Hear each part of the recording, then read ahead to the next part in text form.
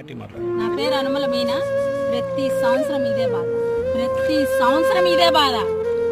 ప్రతి సంవత్సరం ఒకసారి కాదు, రెండు సార్లు ఇది రెండోసారి. పిల్లల్ని పట్టుకొని సామాన్లు పట్టుకొని మళ్ళీ ఇందులో వర్షం, ఒక ట్రాక్టర్ లేదు, ఏం లేదు, సామాన్లు చదువుకొని ఉన్నాడమ్మా. మీరు అంతే, మీ ఇంటి ముందు ట్రాక్టర్ వస్తుంది, వేసుకొని వెళ్ళిపోతాం అంతే, మీరు కదలద్దు అన్నారు అంతే. వస్తుంది వస్తుంది వస్తుంది, ఏమవుతుంది అమ్మకం, ఏమవుతుంది అక్కడ?